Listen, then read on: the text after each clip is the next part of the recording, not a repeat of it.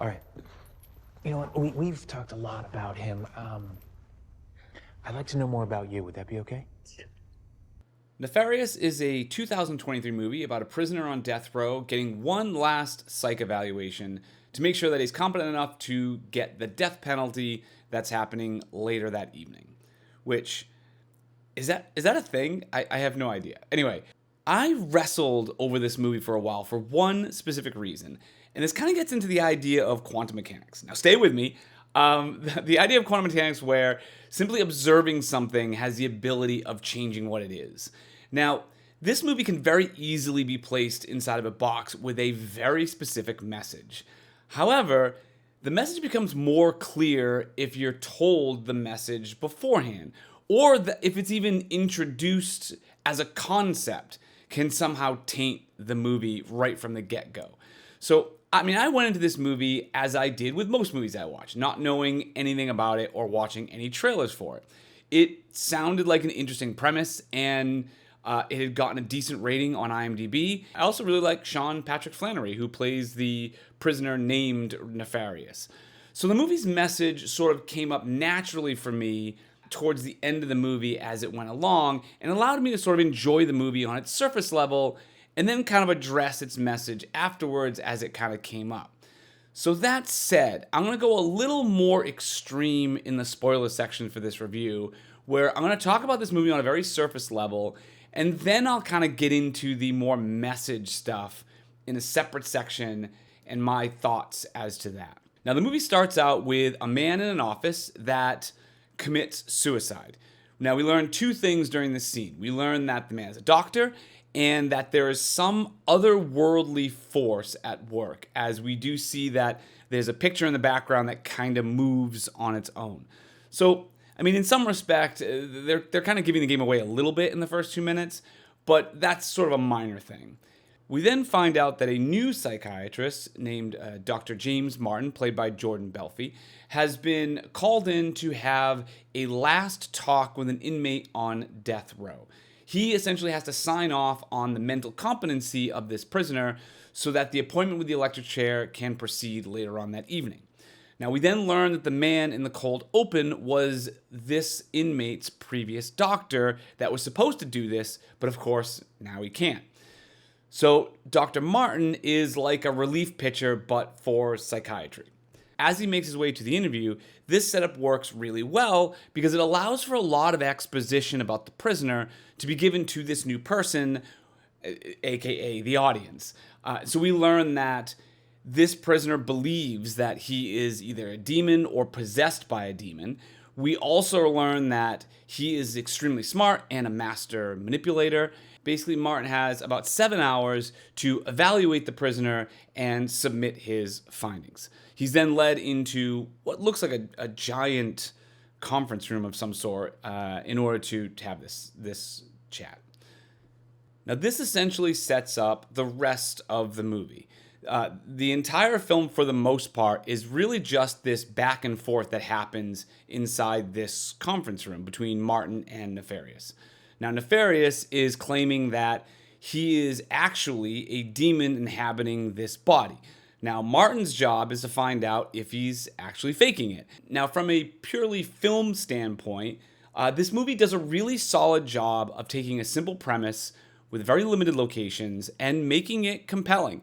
It's a lot of pushing and pulling as each side kind of tests the other to see how far they're willing to go and to get what they want. This is a slow, kind of progressive conversation where by the end of the movie, Martin has to decide if there really is a demon inside this man, or if he's crazy, or if he's faking it.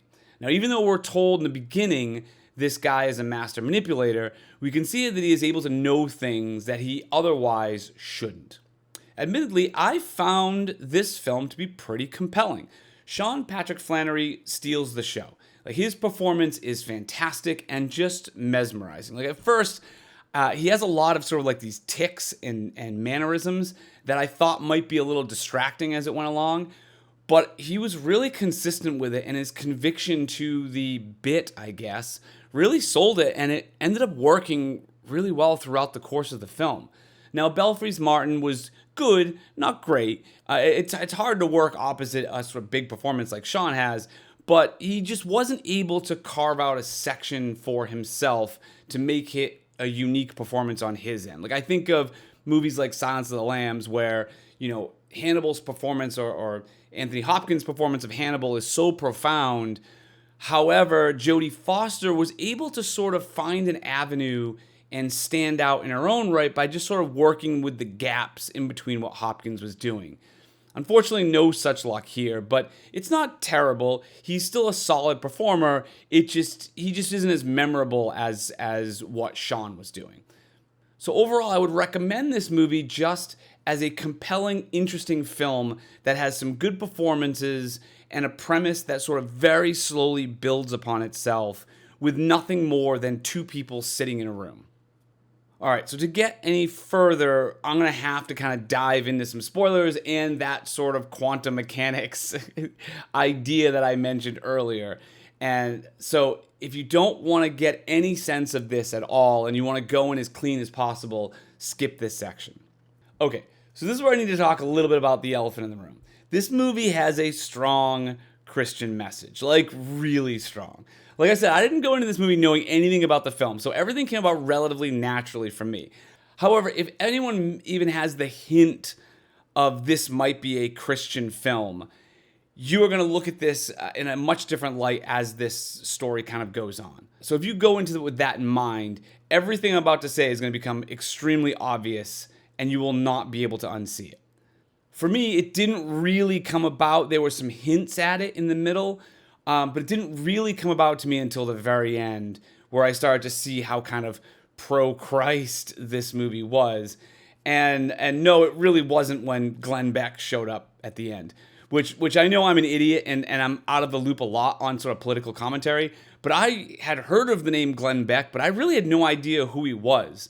So when Glenn Beck shows up at the end of the movie as a talk show host, I didn't even know that was him. So if you haven't seen this movie but are still listening to this section, at the end of the movie, the psychiatrist has an interview with a talk show host about what happened. Now, it's not a bad scene at all, but it does go on way too long. Like, that scene should have been a couple minutes tops, just sort of wrap up whatever themes or story elements you wanted to do, but it drags on seemingly forever. And I couldn't understand why they kept repeating the same things over and over again, which is the sort of openness to faith, really. And then later on, I found out that Glenn Beck was that guy, and then that made more sense as to why they gave him so much screen time. So once I sort of had that realization of this kind of being very Christian, and then putting these pieces in place later on, there's also this part, coincidentally, where the doctor's girlfriend's about to have an abortion, and Nefarious kind of makes him feel bad about it. There is an emergence of God that kind of helps protect the doctor, even though he doesn't really believe, and it makes him now open to the idea of faith, if not faith itself. So now looking back on some of these elements, you might think, well, how the hell did you not get this right from the beginning?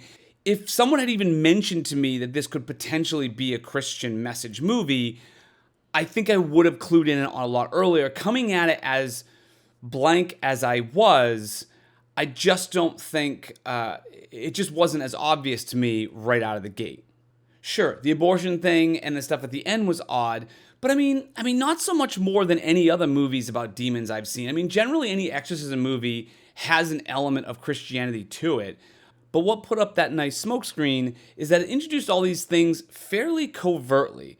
Now, in the past, I've railed against movies with messages where they get too front and center. But what I appreciated about this is the story that was on screen was compelling enough. This back and forth give and take conversation made me not really think about anything underneath because I was interested in what was happening right in front of me, which is how you're supposed to do it. Like, tell an interesting story and couch your message in that story so it's something to unpack later on. But make sure that it works on a top level. Like, so many movies don't get that and start hitting you over the head with its message from frame one. Now listen, I am the least religious person possible. I guess technically I grew up Catholic, but I mean, I've been an atheist ever since I was a teenager, and I have no problems with most religions. As far as I'm concerned, it's a personal choice as long as it doesn't impact or hurt anyone else. Believe what you want. But if you try to preach to me, I'm going to shut you out almost immediately. And that's why this movie to me was fairly interesting, because it never did feel preachy. Maybe a little bit at the end with the whole interview section. It does, and that's probably where I started to kind of really clue in on, wait a minute. But for the most part, it really tried to just simply open minds, I suppose. And it did it in a fairly subtle way, which I always kind of appreciate. Just to sort of wrap this up, I mean, this movie is a fun game, you know? I mean, the back and forth is really fascinating. However, I do think as we get towards the end, the final climax, I do wish it didn't give the game away so completely. This would have been nice where the audience had to make up their own minds on whether or not he was or wasn't a demon. But otherwise, the movie looks and feels good. I mean, the scenes in the prison look great until they get into the interview room. And that kind of does look like just a giant soundstage, as did the electric chair observatory. As a matter of fact, like, the whole movie does kind of feel like a stage play at times, which isn't bad, but I would have liked a little bit better production design and maybe something a little bit more interesting than what they currently had. But ultimately, it was a fascinating battle between two sides of the spectrum, kind of both trying to test each other and figure out how they can get their own agenda across. I'd give this movie a B, but let me know what you think.